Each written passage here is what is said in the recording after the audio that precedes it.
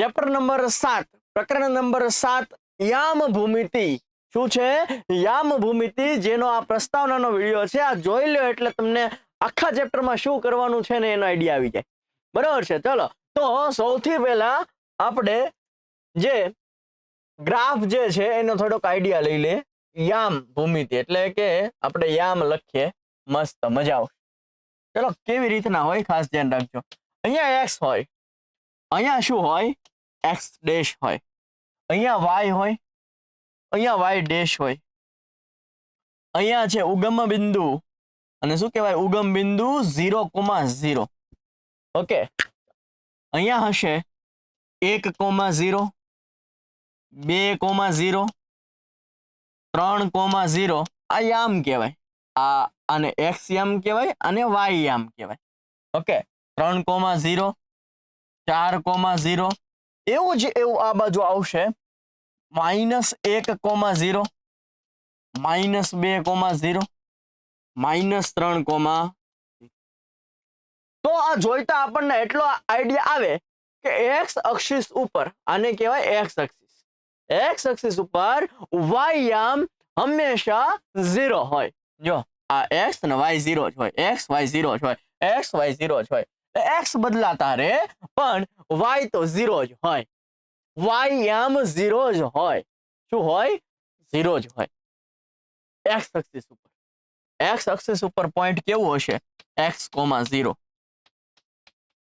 x axis ઉપર આવું point હશે x,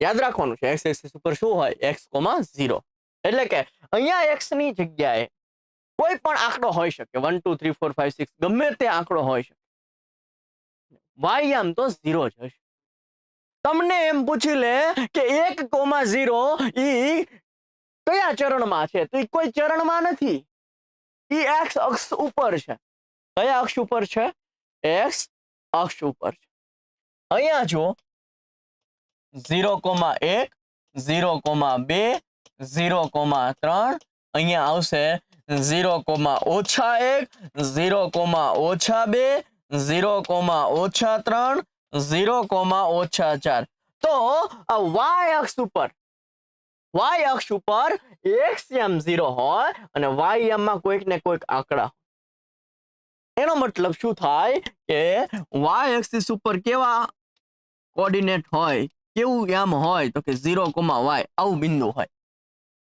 y એક્સિસ ઉપર અહીંયા 0 હોય x યામ અને y યામ ગમે તે હોઈ શકે x યામ તો હંમેશા શું હોય 0 જ ડન થશે તો આ બંને વસ્તુ આપણે યાદ રાખવાની છે મોસ્ટ આઈએમપી છે જે યાદ હોવું જોઈએ x અક્ષ કે એટલે x, 0 લખાઈ જવું પડે y અક્ષ કે તો 0,y લખાઈ જવું પડે અહીંયા તમારે જો ગ્રાફ દોરતા હોય તો અહીંયા તમારે લખવું પડે કે x અક્ષમાં મેં 1 સેન્ટીમીટર બરાબર કેટલાનો ગેપ લીધો છે તો અહીંયા મેં 1 નો ગેપ લીધો હોય તો અહીંયા પણ 1 લખવાનું છે y અક્ષ ઉપર 1 સેન્ટીમીટર બરાબર તમે કેટલાનો ગેપ લીધો છે અહીંયા કેટલાનો ગેપ લીધો છે એ આ પ્રમાણ માપ જે છે એ તમારે લખવા પડે શું કરવું પડે લખવા પડે આને કહેવાય પહેલું ચરણ આને કહેવાય બીજું ચરણ આને કહેવાય ત્રીજું ચરણ અને આને કહેવાય ચોથું ચરણ ઓકે ચલો પહેલું ચરણ જે છે એની નિશાની કઈ આવે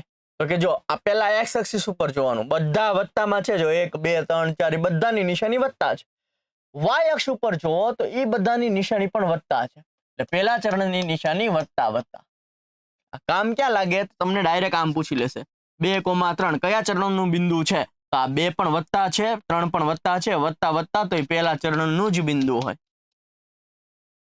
ડન થાય છે આ છે બીજું ચરણમાં x અક્ષ કેવા છે તો કે માઈનસ y અક્ષમાં શું આવે છે પ્લસ માઈનસ પ્લસ છે એ બીજા ચરણનું છે તમને પ્રશ્ન આવો પૂછશે કે -2,3 કયા ચરણનું બિંદુ છે તો કે બીજા ચરણનું કેમ ખબર પડે કે માઈનસ પ્લસ આવ્યું શું છે અહીંયા માઈનસ ત્રીજા ચરણની અંદર શું છે તો કે x યામ માઈનસ છે અને y એક્સિસમાં પણ શું છે માઈનસ છે માઈનસ તમને આવું પૂછશે કે -2, -3 બંને માઈનસ છે તો એ ત્રીજા ચરણનું બિંદુ છે ઓકે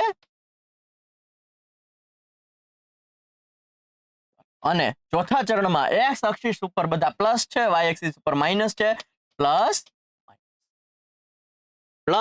એક્સ એક્સિસ ઉપર છે, વાય એક્સિસ ઉપર માઇનસ છે. તો પ્લસ માઇનસ કયા ચરણનું બિંદુ થયું? ચોથા ચરણમાં. તમને આમ પૂછશે કે 5,-2 કયા ચરણનું બિંદુ છે? તો આ વત્તામાં છે, આ ઓછામાં છે, વત્તા ઓછા ચોથા ચરણમાં છે. તો જવાબ શું આવશે? ચોથું ચરણ. પણ આવું પૂછે તો તમારે મૂંઝાવાનું નથી. 0,y કયા ચરણનું બિંદુ છે? તો આ 0,y કોઈ ચરણનું બિંદુ નથી. 0,2 છે ને y અક્ષ ઉપરનું બિંદુ છે, y અક્ષિસ ઉપર આવેલું છે. તો આ કોઈ ચરણ ઉપર આવેલું નથી. કોઈ પણ એક જગ્યાએ 0 હોય તો કોઈ ચરણ નહીં આવે. તમને એમ થાય કે આ વત્તા પહેલું ચરણ લખી નાખો તો ખોટું પડશે. 5,0 કોઈ ચરણમાં નથી આવેલું, એ અહીંયા એક્સ એક્સિસ ઉપર આવેલું છે. ઓકે, એટલે ખાસ અહીંયા તમારે એવું ધ્યાન રાખવાનું થાય. બીજું કે તમને એમ કે ભાઈ 1,2 ક્યાં આવેલું હશે? તો કે પહેલા ચરણમાં. એ તો ડન થયું. ઓકે, આને કહેવાય એક્સ એક્સિસ. એક્સ એક્સિસ ઉપર એકમાંથી તમારે લંબ દોરવાનો આવી રીતે. આ વાય એક્સિસ માં જોવાનું. 2 વાય એક્સિસ માં ક્યાં છે? અહીંયા છે. ત્યાંથી આ દોરો તો આ જે બિંદુ છે એ તમને મળી જાય 1,2. તમને એમ કે -1,2 ક્યાં મળે? તો કે ઓછા વત્તા બીજા ચરણનું બિંદુ, એટલે અહીંયા કંઈક મળશે. -1 એક્સ એક્સિસ ઉપર લ્યો, -1 એક્સ એક્સિસ ઉપર લઈ લીધું, 2 વાય એક્સિસ ઉપર લ્યો, આ લઈ લીધું. તો આ જે બિંદુ થયું એ શું થયું? -1,2. તમને એમ કે -1,-2 તો ઓછા એટલે ત્રીજા ચરણમાં આટલું કંઈક થયું. -1 એક્સ એક્સિસ માં ક્યાં છે? અહીંયા. -2 વાય એક્સિસ માં ક્યાં છે? અહીંયા. આ બિંદુ જે છે એ -1,-2. તમને ઘણીવાર એવું પણ કે આવું દોરેલું આપેલું, તો આ બિંદુ કયું હશે?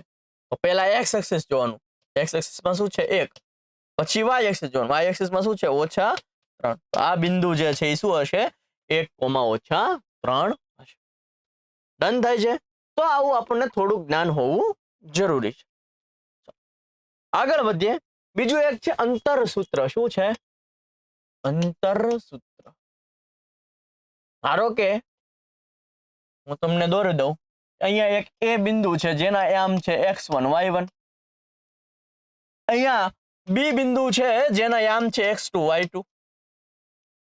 અહીંયા ગમે એ હોય 1,2 2,3 ગમે એ હોય. એ નું યામ છે 1,2, બી ના યામ છે 2,3. મતલબ કે આને કહી દો x1 y1, આને કહી દો x2 y2. તો એ અને બી વચ્ચેનું અંતર કેટલું થાય? તો અંતર સૂત્ર આપણી પાસે છે. એ બી, આનો મતલબ થાય એ અને બી વચ્ચેનું અંતર, જેને કહેવાય અંતર સૂત્ર. અહીંયા લખેલું છે ને. ઓકે, તો અંતર સૂત્ર મસ્ત છે. વર્ગમૂળની અંદર x1 - x2 નો વર્ગ વત્તા y1 - y2 નો વર્ગ. ઘણા પાછા વિરોધ કરવા વાળા મળે. શું વિરોધ કરે ખબર? અહીંયા x1 - x2 નો આવે, અહીંયા x2 - x1 આવે. જો સમજો, કેવા વાળા આવું કે છે સાહેબ તો ખોટા સૂત્ર ભણાવે છે. આવું નો આવે, આવું આવે. x2 - x1 આવે, અહીંયા y2 - y1 આવે. આ સાહેબે ખોટું ભણાવ્યું એવું કે. પણ હું એ વાલા દવલાને એવું કહેવા માંગુ છું કે x2 - x1 કરો, x1 - x2 કરો, ફેર કાઉન્સની અંદર જ પડવાનો છે. જ્યારે વર્ગ કરશો ત્યારે આનો જવાબ અને આનો જવાબ બંને સરખો આવવાનો. નો સમજાણું? 5 માંથી 3 કાઢો એટલે 2 વધશે, ને 2 નો વર્ગ કેટલો થાય? 4. આમાં 3 માંથી 5 કાઢો, 3 માંથી 5 કાઢો -2, -2 નો વર્ગ એ કેટલો થાય? 4. જવાબ સરખો જ આવશે. આ બંને સૂત્ર સરખા જ કહેવાય.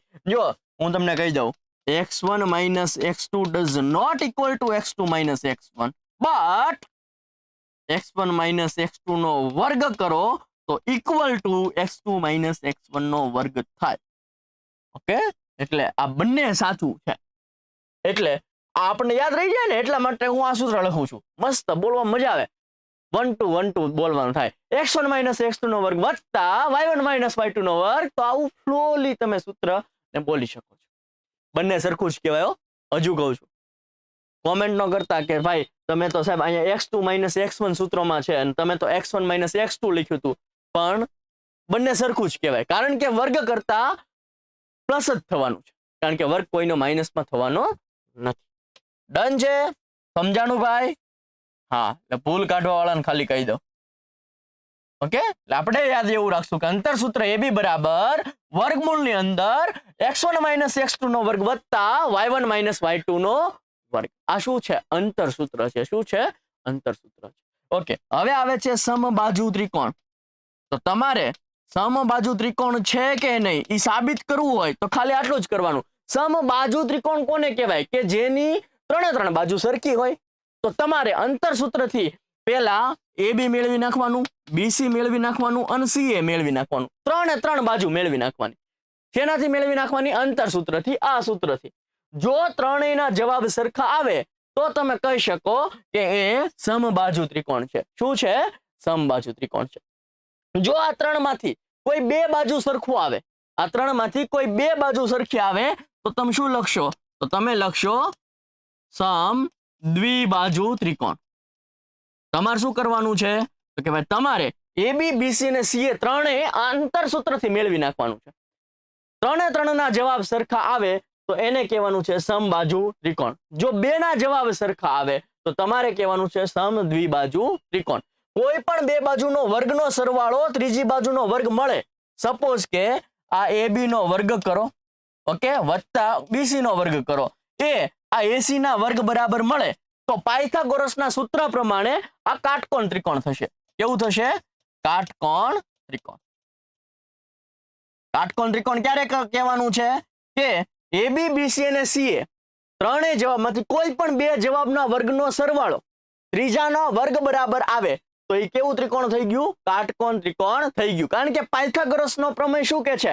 કે કાટકોણ ત્રિકોણમાં કર્ણનો વર્ગ એ બાકીની બે બાજુના વર્ગના સરવાળા બરાબર હોય છે. દાખલા તરીકે આવો એક કાટકોણ ત્રિકોણ છે, અહીંયા B છે અને અહીંયા AC છે, આને કર્ણ કહેવાય.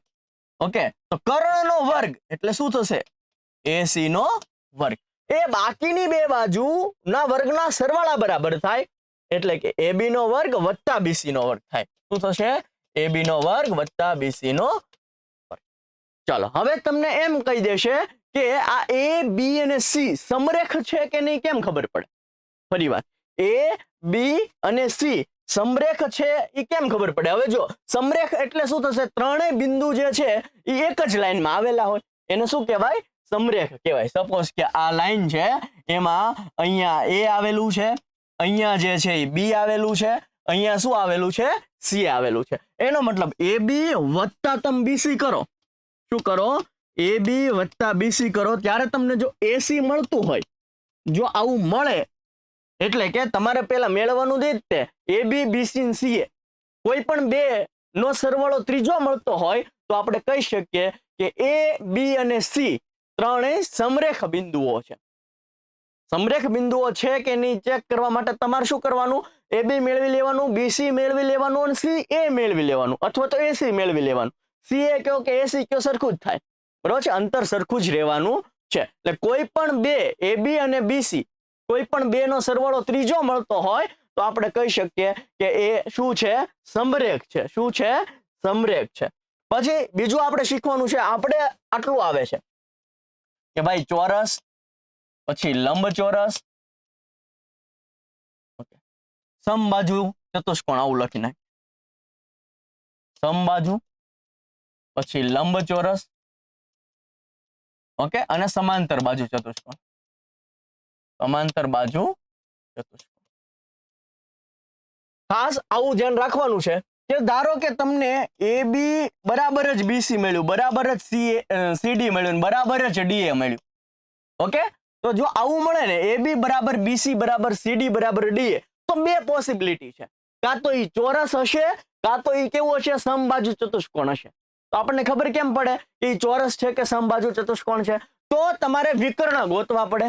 ઓકે, જો AC અને BD આ બંને વિકર્ણ છે, આ બંનેના જવાબ સરખા મળે તો એ ચોરસ હશે. અને જો આ બંનેના જવાબ સરખા નથી મળતા તો એ શું હશે? સમબાજુ ચતુષ્કોણ હશે. ફરી વાર કહું છું, તમને A, B, C અને D આ ચાર બિંદુ આપી દીધા છે, આ ચાર આમ આપી દીધા છે. તમારે AB મેળવવાનું, BC મેળવવાનું, CD મેળવવાનું, DA મેળવવાનું. આ ચારે ચારના જવાબ જો તમને સરખા આવે, આ ચારે ચારના જવાબ તમને સરખા મળે તો બે પોસિબિલિટી, ચોરસ હોઈ શકે અને સમબાજુ ચતુષ્કોણ પણ હોઈ શકે. તો તમારે શું કરવાનું છે તો કે તો હવે તમારે વિકર્ણ શોધવાના. એસી અને બીડી જો બરાબર મળે તો એ ચોરસ હશે અને એસી ને બીડી બરાબર ન મળે તો એ કેવું હશે તો કે સમબાજુ હશે, સમબાજુ ચતુષ્કોણ હશે. બીજું કે સપોઝ કે આવું હોય ABCD બરોબર છે તો તમને AB બરાબર CD અને AD બરાબર BC એટલે કે સામ સામેની બાજુ સરખી મળે. AB બરાબર CD મળે અને AD બરાબર BC મળે એટલે કે સામ સામેની બાજુના જવાબ તમને સરખા મળે તો પાછી બે પોસિબિલિટી, કાં તો એ લંબચોરસ હશે કાં તો એ શું હશે સમાંતર બાજુ ચતુષ્કોણ હશે. ફરી વાર સામ સામેની બાજુ તમને AB અને CD બરાબર મળ્યા અને AD અને BC બરાબર મળ્યા તો પાછી બે પોસિબિલિટી, એ કાં તો લંબચોરસ હશે કાં તો એ કેવું હશે સમાંતર બાજુ ચતુષ્કોણ હશે. તો કયું હશે કેમ ખબર પડે તો આપણે પાછા વિકર્ણો શોધવાના. જો AC અને BD આ વિકર્ણો છે, AC અને BD સરખા મળે તો એ લંબચોરસ હશે અને આ AC અને BD જો સરખા ન મળે, AC અને BD જો તમને સરખા ન મળે તો એ કેવું હશે સમાંતર બાજુ ચતુષ્કોણ હશે. ઓકે, કેવું હશે સમાંતર બાજુ ચતુષ્કોણ હશે. ડન થાય છે. પછી મેં તમને કીધું x અક્ષ હોય તો x અક્ષ પરનું બિંદુ કેવું હોય x, 0 હોય. y અક્ષ હોય તો y અક્ષ પરનું બિંદુ કેવું હોય તો કે 0, y. પછી આપણે આગળ જોવાનું છે સપોઝ કે અહીંયા છે A, અહીંયા છે B અને આની વચ્ચે ક્યાંક P છે. શું છે P છે. આ A ના યામ છે x1 y1, આ B ના યામ છે x2 y2, આ P જે છે જે A B ની અંદર ક્યાંક છે એટલે અંતઃ વિભાજન કરે છે એવો શબ્દ વાપરે છે. ઓકે, તો અહીંયા સપોઝ કે xy છે, આ તમારે ગોતવાનું થશે. ધારો કે આ AP જે છે એ M1 છે અંતર અને P થી B છે એ M2 છે. M1 upon M2 ગુણોત્તરમાં અંતઃ વિભાજન કરે છે. તો મસ્ત સૂત્ર છે, યાદ રાખજો. x, y બરાબર જો તમારે ગોતવું હોય તો શું થશે પહેલા M1 લ્યો એનો ગુણાકાર આની સાથે x2 સાથે, M1 x2 પ્લસ M2 લ્યો તો એનો ગુણાકાર x1 સાથે, M2 x1 ના છેદમાં M1 વત્તા M2. આ તમને x યામ મળ્યો. હજુ આવો ને આવો y યામ પણ તમારે મેળવવાનો છે એટલે કોમા કરીને y યામ લખો. શું છે M1 y2 પ્લસ M2 લઉં તો y1 લેવાનો છેદમાં M1 વત્તા M2, M1 x2 plus M2 x1 upon M1 plus M2 comma M1 y2 plus M2 y1 upon M1 plus M2. Okay, જો તમને કહી દઉં કે આ સૂત્ર ક્યારે લગાડવાનું છે તો કે આ સૂત્ર તમને જ્યારે ગુણોત્તર આપેલો હોય ત્યારે ગુણોત્તર છે, માનો કે 1:2 3:4 આવો ગુણોત્તર આપેલ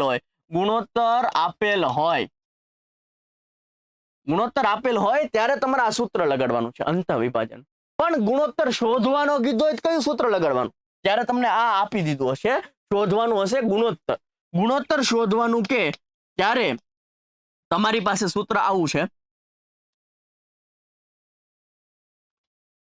kx2 પ્લસ x1 ના છેદમાં k plus 1 comma ky2 plus y1 ના છેદમાં k પ્લસ 1. આ સૂત્ર ક્યારે લગાડવાનું છે જ્યારે ગુણોત્તર શોધવાનો હોય, શોધવાનો હોય ત્યારે.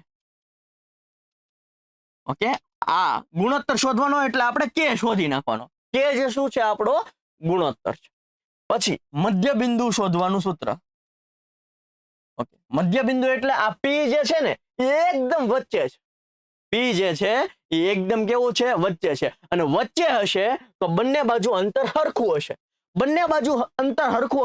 તો M1 અને M2 નો ગુણોત્તર કરો એ M1 ને M2 સરખું હશે તો M1 ને M2 સરખું હશે બંનેને ભાગો તો બંને કટ થઈ જશે તો તમને ગુણોત્તર 1:1 મળશે. શું મળશે 1:1. તો અહીંયા મૂકી દો, અહીંયા 1 મૂકી દો, અહીંયા 1 મૂકી દો, અહીંયા 1 મૂકો ને અહીંયા 1 મૂકો, 1 + 1 2 થઈ જશે. અહીંયા લખો 1 લખો ન લખો ચાલે. એટલે મધ્ય બિંદુનું સૂત્ર આના ઉપરથી જ આવે છે x1 + x2 ના છેદમાં 2 કોમા y1 + y2 ના છેદમાં 2. ઓકે, આ પણ તમારું સૂત્ર યાદ રાખવાનું છે. મધ્ય બિંદુનું સૂત્ર શું છે? x1 + x2 ના છેદમાં 2 કોમા y1 + y2 ના છેદમાં 2. પછી તમારે મધ્ય કેન્દ્ર શોધવાનું થાય. શું શોધવાનું થાય? મધ્ય કેન્દ્ર શોધવાનું થાય. તો મસ્ત મધ્ય કેન્દ્ર એટલે કોનું? ત્રિકોણનું મધ્ય કેન્દ્ર. અહીંયા હશે x1 y1, અહીંયા હશે x2 y2, અહીંયા હશે x3 y3. આવા બિંદુ હશે તમારી પાસે, બરોબર છે? તો આનું મધ્ય કેન્દ્ર એટલે આ થયું. આ તમારે શોધવાનું થાય. તો મધ્ય કેન્દ્ર શોધવાનું સૂત્ર છે આપણી પાસે x1 + x2 + x3 ના છેદમાં 3 કોમા y1 + y2 + y3 ના છેદમાં 3. ઓકે, અને છેલ્લું આવે છે સમબાજુ ચતુષ્કોણનું ક્ષેત્રફળ. શું છે? સમબાજુ ચતુષ્કોણ નું ક્ષેત્રફળ, જે આપણે ધોરણ 8 માં શીખી ગયા છે 1/2 d1 d2. d1 d2 એટલે શું? તો કે વિકર્ણ. ઓકે, એટલે 1/2 ગુણ્યા d1 એટલે AC પેલું વિકર્ણ, d2 એટલે બીજું વિકર્ણ, શું થશે? BD. ઓકે, આ પણ તમને એક દાખલામાં કામ લાગવાનું છે. તો આ જેટલા સૂત્રો જે છે એ આપણે શીખવાના છે. પહેલા તો તમને ગ્રાફ દોરતા આવડવું પડે. ગ્રાફ દોરતા આવડે પછી x અક્ષિસ ઉપર કેવા બિંદુ હોય? તો કે x, 0 હોય. y અક્ષિસ ઉપર કેવા હોય? તો કે 0, y હોય. પહેલા ચરણનું બિંદુ કેવું હોય? તો કે પ્લસ હોય. બીજા ચરણમાં માઇનસ પ્લસ, ત્રીજા ચરણમાં માઇનસ, ચોથા ચરણમાં પ્લસ માઇનસ. કોઈ પણ બિંદુ કયા ચરણમાં આવે તમને ખબર પડી જવી જોઈએ. તમને એમ પૂછાય કે 5, 0 કયા ચરણમાં છે? તો કોઈ ચરણમાં નથી, એ x અક્ષિસ ઉપર છે. શેમાં છે? x અક્ષિસ ઉપર છે. તમને એ આખું ગ્રાફ વાળું ક્લિયર થઈ ગયું. પછી આવે છે અંતર સૂત્ર. અંતર સૂત્રનું સૂત્ર શું છે? મસ્ત યાદ રાખવાનું. AB બરાબર વર્ગમૂળની અંદર x1 - x2 નો વર્ગ વત્તા y1 - y2 નો વર્ગ. પછી તમારે એવું યાદ રાખવાનું છે કે સમબાજુ એટલે AB, BC અને CA બધું હરખું મળવું પડે. સમદ્વિબાજુ તો AB, BC અને CA માંથી કોઈ પણ બે હરખા મળવા પડે. ઓકે, શું કહેવાય? સમદ્વિબાજુ કહેવાય. પછી સમરેખ છે કે નહીં કેમ ખબર પડે? તો કે કોઈ પણ બે નો સરવાળો ત્રીજો મળવો પડે. કાટકોણ કોઈ પણ બે ના વર્ગોનો સરવાળો ત્રીજાનો વર્ગ મળે તો એ કાટકોણ ત્રિકોણ હશે. ઓકે, પછી આવે છે કે ચોરસ કોને કહેવાય અને સમબાજુ ચતુષ્કોણ કોને કહેવાય? તો કે AB, BC, CD, DA, AB, BC, CD, DA બધું હરખું મળે તો બે પોસિબિલિટી. ઈ ચોરસ પણ હોઈ શકે, સમબાજુ પણ હોઈ શકે. તો કેમ ખબર પડે કે આ ચોરસ છે કે સમબાજુ ચતુષ્કોણ છે? તો તમારે વિકર્ણો ગોતવાના, AC અને BD ગોતવાના. AC ને BD નો જવાબ જો સરખો મળે તો ઈ ચોરસ અને સરખો ન મળે તો ઈ કેવું થશે? સમબાજુ ચતુષ્કોણ. પછી જો સામસામેની બાજુ સરખું મળે તો પાછી બે પોસિબિલિટી, ઈ લંબચોરસ હોય ને સમાંતર બાજુ ચતુષ્કોણ પણ હોય. તો તમારે AC ને BD પાછા વિકર્ણો ગોતવાના. જો વિકર્ણો સરખા મળે તો એ લંબચોરસ અને વિકર્ણો સરખા ન મળે તો સમાંતર બાજુ ચતુષ્કોણ. x એક્સિસ પરનું બિંદુ x, 0, y એક્સિસ પરનું બિંદુ 0, y. પછી આવે છે સીધું અંતઃવિભાજનનું સૂત્ર. શું છે? તો કે x, y બરાબર m1 x2 વત્તા m2 x1 upon m1 plus m2 comma m1 y2 plus m2 y1 upon m1 plus m2. ઈ ક્યારે લગાડવાનું? જ્યારે તમને ગુણોત્તર આપેલો હોય પણ ગુણોત્તર શોધવાનો કીધો હોય તો તમારે સૂત્ર લગાડવાનું છે kx2 plus x1 upon k plus 1 comma ky2 plus y1 upon k plus 1. બરોબર છે? પછી આવે છે મધ્ય બિંદુનું સૂત્ર. મધ્ય બિંદુનું સૂત્ર શું છે? x1 + x2 ના છેદમાં 2 કોમા y1 + y2 ના છેદમાં 2. મધ્ય કેન્દ્રનું સૂત્ર x1 + x2 + x3 ના છેદમાં 3 કોમા y1 + y2 + y3 ના છેદમાં 3. પછી આવે છે સમબાજુ ચતુષ્કોણનું ક્ષેત્રફળ 1/2 d1 d2. d1 d2 શું છે? વિકર્ણો છે, AC અને BD છે. ઓકે, તો આટલા સૂત્ર, આ જે પ્રસ્તાવનાનો વિડિયો છે કે જે આટલા સૂત્રો સાથે આપણે આખા ચેપ્ટરમાં કામ કરવાનું છે. જો આ સૂત્ર તમને આવડી જશે, બરોબર છે, આ વિડિયો તમે મસ્ત જોઈ લીધો હશે તો તમને ચેપ્ટર 7 માં ક્યાંય પણ વાંધો આવશે નહીં. બરોબર છે? તો જો તમને મજા આવતી હોય તો લાઈક, શેર, સબસ્ક્રાઇબ કરવાનું ભૂલતા નહીં. મળીએ છીએ નેક્સ્ટ લેક્ચર સાથે. ત્યાં સુધી જય હિન્દ, જય ભારત.